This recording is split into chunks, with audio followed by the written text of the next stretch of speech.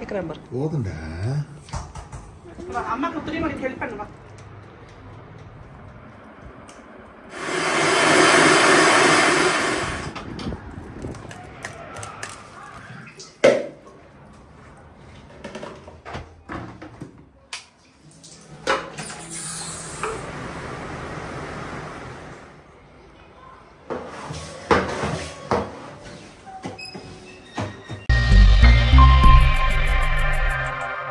Hello friends, வணக்கம். எல்லோரும் எப்படி இருக்கீங்க? நாங்கள் ரொம்ப நல்லாயிருக்கோம். ஸோ இன்றைக்கி ரொம்ப அழகான வீடியோ, நிறைய விஷயம் ஷேர் பண்ணியிருக்கேன்.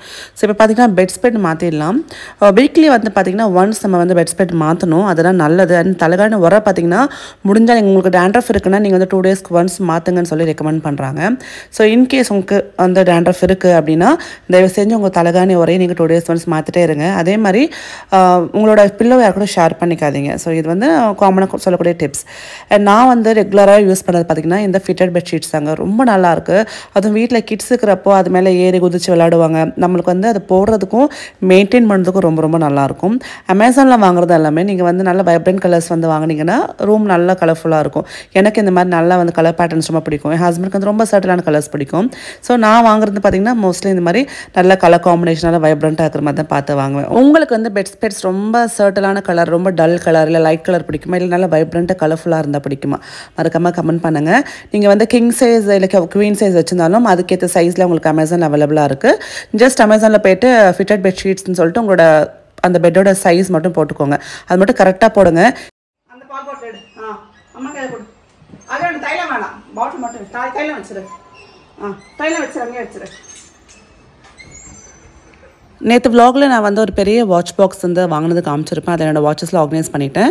என்னோடய பழைய வாட்ச் பாக்ஸ் பார்த்தீங்கன்னா என் ஹஸ்பண்டோட வாட்சஸ்லாம் வச்சுருக்கேன். இதில் அவங்க கொஞ்சம் மினிமலாக தான் இருக்குன்றதுனால அண்ட் ரேவந்தனும் ஹஸ்பண்டும் கலந்து இதில் வச்சுருக்கேன். அண்ட் விவான் குட்டி பார்த்தீங்கன்னா யாரோட வாட்ச் அப்படின்னு கரெக்டாக சொல்லிவிடுவா. நீங்களே பாருங்கள். அண்ணாவா? கரெக்டாக சொல்லுவோம். இது யாருது? இது யாருது? அண்ணாவா?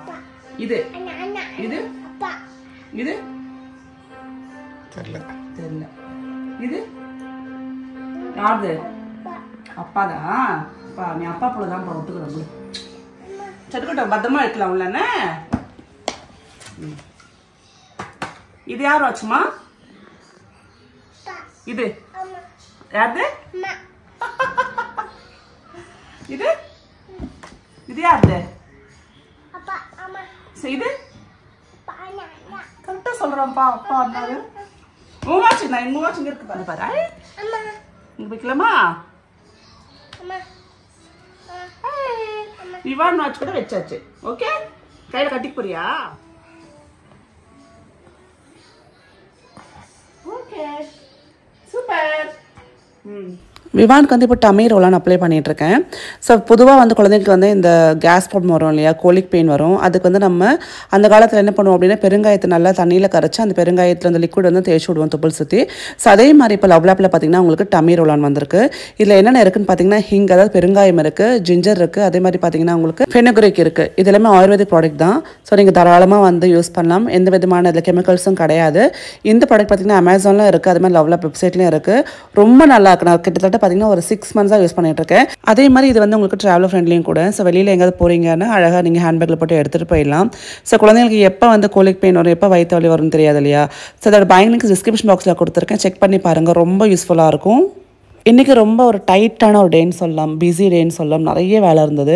அண்ட் பார்த்திங்கன்னா கர்டன்ஸ் அப்புறம் பெட் ஸ்ப்ரெட்ஸ்லாம் வந்து வாஷ் பண்ணி போட்டிருந்தேன். கர்டன்ஸ் வந்து வாஷ் பண்ணுறப்ப இந்த மாதிரி ரிங்ஸ் இருக்கும்ல, அப்போ வந்து வாஷிங் மிஷினில் எப்படி வாஷ் பண்ணலான்னு பார்த்தீங்கன்னா நீங்கள் அந்த ரிங்ஸ் எடுத்து சேர்த்தாப்பில் ஒரு ரப்பர் பேண்ட் போட்டு அப்படியே வந்து வாஷிங் மிஷினில் போட்டுருங்க. ஸோ இது வந்து என்ன ஆகும்னா அந்த ரிங்ஸ் வந்து அந்த துணி விட்டு வெளில வரதுக்கு வந்து கொஞ்சம் ஸ்டாப் பண்ணும். அப்படியே போட்டிங்கன்னா படப்படப்படம் அடிச்சுக்கும் இல்லையா, சம் டேமேஜ் ஆகிறதுக்கு வாய்ப்பு இருக்குது. அது மாதிரி பாத்ரூம் வந்து டெய்லியுமே நான் குளிக்கிறதுக்கு முன்னாடி வந்து ஃபுல்லாக வந்து வாஷ் பண்ணி க்ளீன் பண்ணிவிடுவேன். பட் ஒரு டைமும் யூஸ் பண்ணுறப்ப இது மாதிரி நம்ம வைப்பர் வச்சு க்ளீன் பண்ணோம் அப்படின்னா உங்களுக்கு அந்த பாசி பிடிக்காது, வளவளன்னு இருக்காது, நல்லா ட்ரையாக இருக்கும். அண்ட் நான் இன்றைக்கி பார்த்திங்கன்னா பாத்ரூமோட இந்த ஒரு கபோர்டை தான் க்ளீன் பண்ண போகிறேன். ஸோ இந்த கபோர்டு பார்த்திங்கன்னா உங்களுக்கு உள்ளே வந்து கரையாக இருக்கு இல்லையா, அதுக்கு நான் வந்து ஒரு சின்ன வந்து வாஷிங் லிக்விட் போட்டு ஸ்பாஞ்ச் போட்டு தண்ணி போட்டு க்ளீன் பண்ணுறேன். தண்ணி போடலாமா டவுட் வரும். இந்த வுட் பார்த்திங்கன்னா வாட்டர் ப்ரூஃப் வுட் தான். So no problem. தண்ணி போட்டு அழகாக வந்து க்ளீன் பண்ணிவிட்டு தொடச்சி எடுத்துக்கலாம். நீங்கள் பாத்ரூமில் பல்லு தேய்க்கிற ப்ரஷ் வைக்கிறவங்களா இருந்தீங்கன்னா தயவு செஞ்சு ஒரு மாதிரி இந்த க்ளோஸ்ட் சர்ஃபேஸ்குள்ளே வச்சுக்கோங்க. அப்படியே ஓப்பனாக வைக்காதீங்க.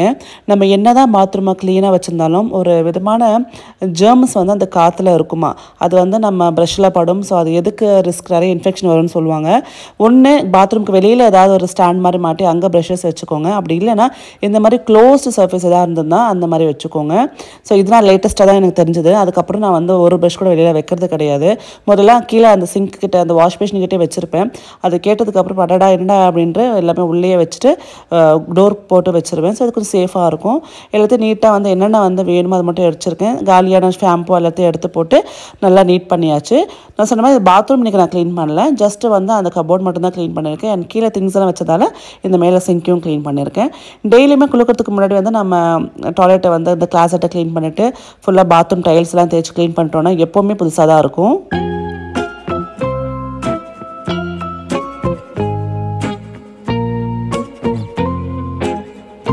ஸோ இன்றைக்கி பார்த்தீங்கன்னா பசங்களோட வார்ட்ரோப் வந்து க்ளீன் பண்ணலான்னு பார்க்குறேன், அதாவது ஆர்கனைஸ் பண்ணலாம் அப்படின்ட்டு.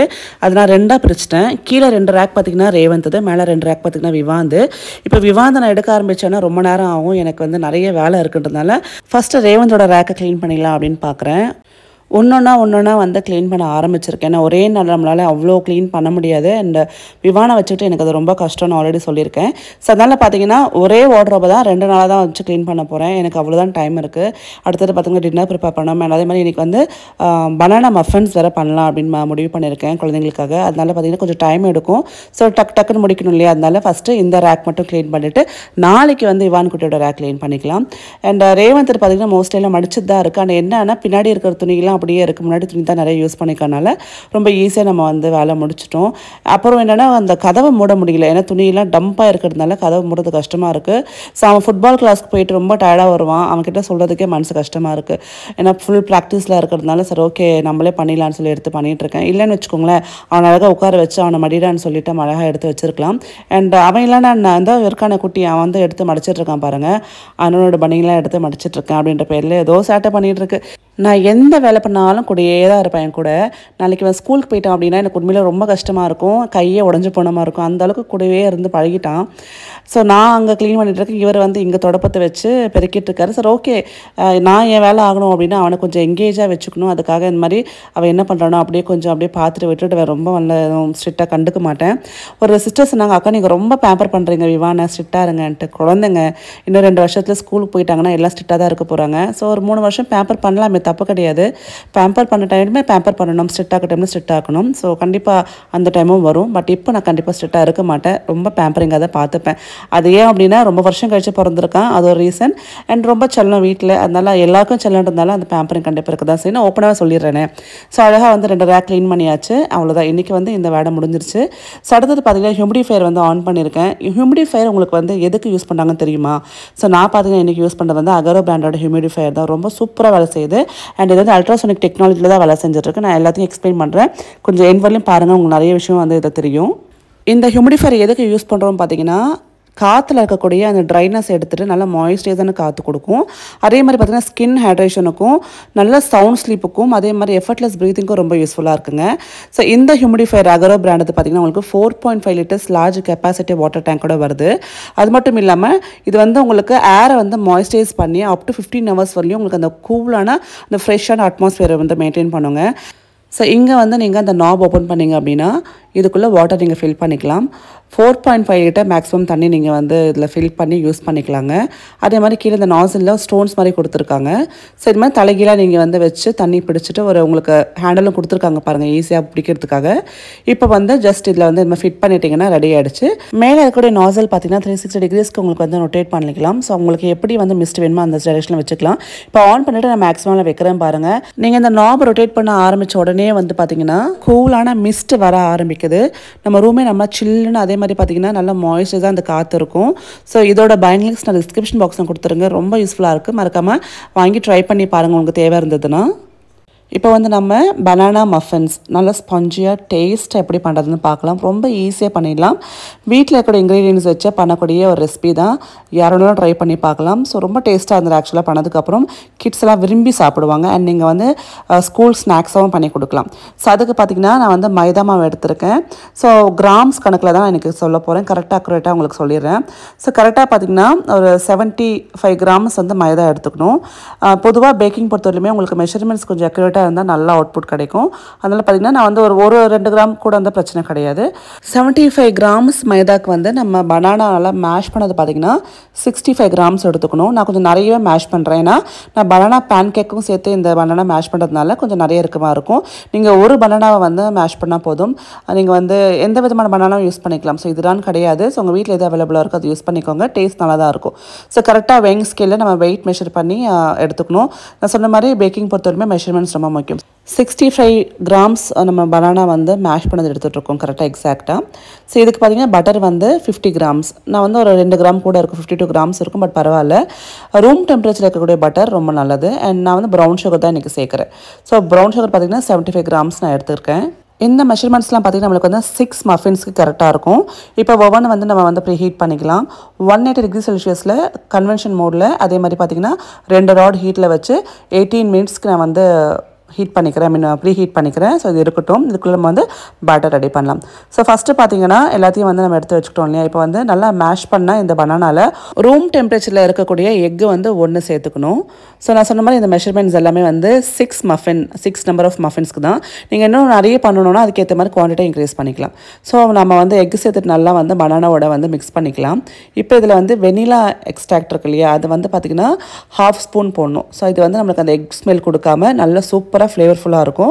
ஸோ இந்த எக்ஸ்ட்ராக்ட் பார்த்தீங்கன்னா நம்ம அமேசானில் ஆர்டர் பண்ணது தான். நீங்கள் எசன்ஸ் ஆட் பண்ணக்கூடாது, எக்ஸ்ட்ராக்ட் தான் ஆட் பண்ணணும். ஸோ அதுக்கு நிறைய டிஃப்ரென்ஸ் இருக்குது. இப்போ வந்து நம்ம எடுத்து வச்சுக்கிற பட்டர் இருக்கு இல்லையா, அந்த பட்டரையும் சேர்த்துட்டு ஸ்லோ மோடில் வச்சு நான் வந்து இப்போ பீட் பண்ணிக்கிறேன்.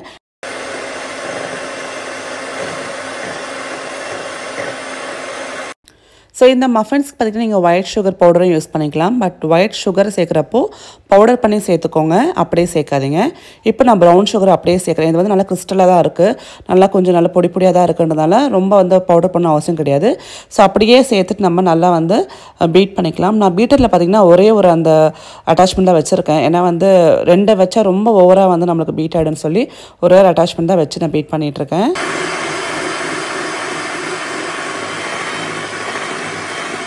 ஸோ அவ்வளோதான், நம்மளுக்கு brown sugar, banana, egg and vanilla extract எல்லாமே வந்து பட்டர் கலந்து நம்ம சூப்பராக மிக்ஸ் பண்ணி வச்சாச்சு. இப்போ வந்து நம்ம மைதா எடுத்து வச்சுருந்தோம் இல்லையா, 75 கிராம்ஸ் ஆஃப் மைதாவில் 1/2 ஸ்பூன் பேக்கிங் பவுடர் சேர்க்குறோம். நம்ம இதில் பேக்கிங் சோடா சேர்க்கல. ஸோ பேக்கிங் பவுடர் மட்டும் போதும். இப்போ ரெண்டுத்தையும் கலந்து நம்ம ஜலிச்சு இந்த ஆல்ரெடி அந்த பீட் பண்ணி வச்சுருக்கிற அந்த மிக்சரோட சேர்த்துக்கலாம். அண்ட் கலக்கிறப்ப ரொம்ப வந்து ஓவராக கலக்காமல் ஜஸ்ட் கட் அண்ட் ஃபோல்ட் பண்ணி கலந்தால் நம்ம பண்ணக்கூடிய மஃபின்ஸ் வந்து நல்லா ஸ்பாஞ்சியாக இருக்கும். ரொம்ப கலந்துட்டோம் அப்படின்னு வச்சுக்கோங்க, நல்லா கல் மாதிரி இருக்கும், உங்களுக்கு வந்து ரைஸ் ஆகாது. ஸோ அதை பார்த்தீங்கன்னா ஜஸ்ட் வந்து லைட்டாக கலந்து எடுத்துக்கலாம்.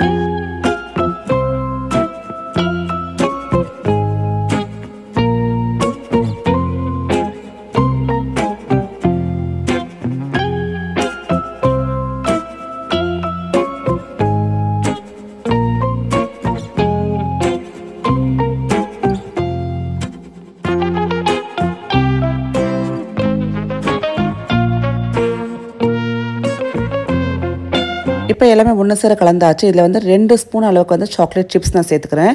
நீங்கள் இதில் வந்து உங்களுக்கு பிடிச்ச நட்ஸ் கூட சேர்த்துக்கலாம், வால்நட்ஸ் சேர்த்துக்கலாம். ஸோ உங்களுக்கு எப்படி பிடிக்குமோ, குழந்தைங்களுக்கு என்ன பிடிக்குமோ அது மாதிரி சேர்த்துக்கோங்க. நான் சாக்கோ சிப்ஸ் சேர்த்துட்டு நல்லா கலந்துட்டு இப்போ வந்து இதை பேக் பண்ணுறதுக்கு ரெடியாக இருக்குது. ஸோ நான் வந்து லைனர்ஸ் வந்து வாங்கி வச்சுருக்கேன், கப் கேக் லைனர்ஸ். அது வந்து அந்த கப் கேக் மோல்டு இருக்கு இல்லையா, அதுக்குள்ளே நம்ம ஜஸ்ட் வந்து ப்ளேஸ் பண்ணிக்கலாம். உங்களுக்கு வந்து முக்கால் அளவுக்கு வந்து நீங்கள் அதை ஃபில் பண்ணிக்கோங்க, ஃபுல்லாக ஃபில் பண்ண வேண்டாம். அப்போ தான் வந்து நல்லா ரைஸ் ஆகி நம்மளுக்கு லெவலைஸ்டாக இருக்கும். நீங்கள் ஃபுல்லாக ஃபில் பண்ணிட்டீங்கன்னா நல்லா அந்த கப் அந்த லைனர் தாண்டி வந்து உங்களுக்கு மேலே லெவலைஸ் ஆகிறப்போ பொங்கி வர மாதிரி தெரியும். ஸோ அதனால் பார்த்திங்கன்னா ஒரு முக்கால் அளவுக்கு மட்டும் நம்ம ரொப்பிக்கலாம்.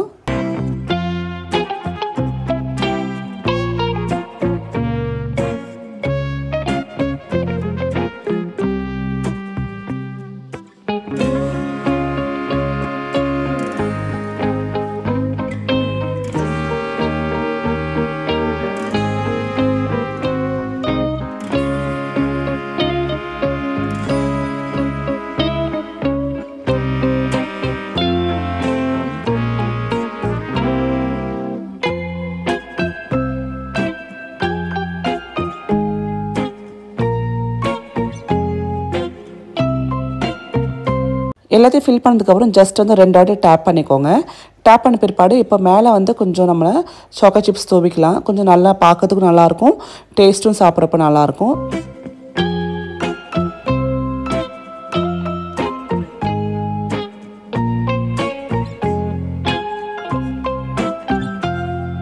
இப்போ ரெடி ஆகிடுச்சு. ப்ரீ ஹீட் பண்ணி வச்சுக்கிற ஓவனில் நம்ம இந்த ட்ரேயை வச்சுட்டு அதே 180 டிகிரி செல்சியஸில் 30 மினிட்ஸ்க்கு பேக் பண்ண போகிறோம்.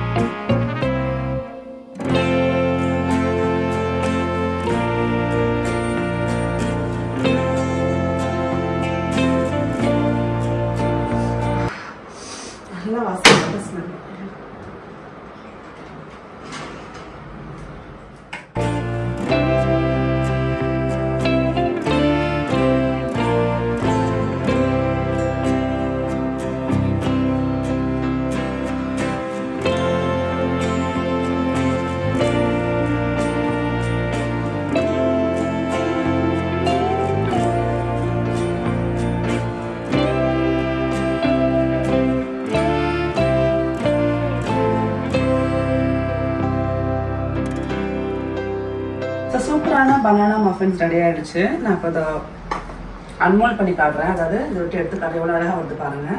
பாருங்க,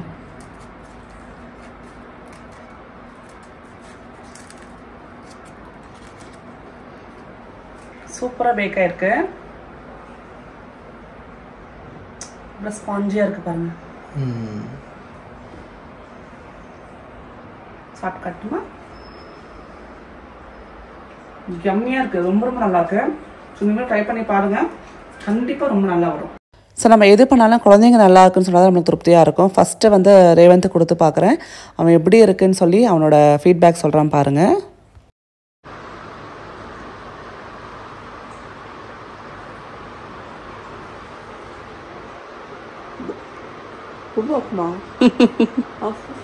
சூடா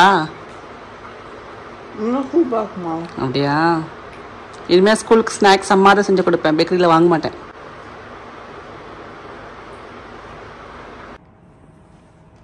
நல்லா கவிவான் எப்படி இருக்கு? ஏய் சூப்பர் தங்கம். போதும்டா டேய். ஏன் அப்படி இருந்தா? ஆக்ரோஷமா பண்ணுவான்.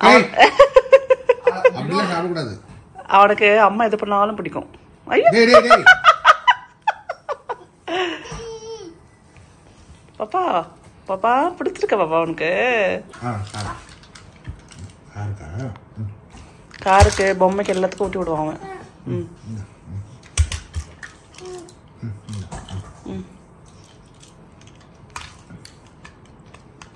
கேட்குறேன் பாரு. போதும்டா, காலி பண்ணுற நீ.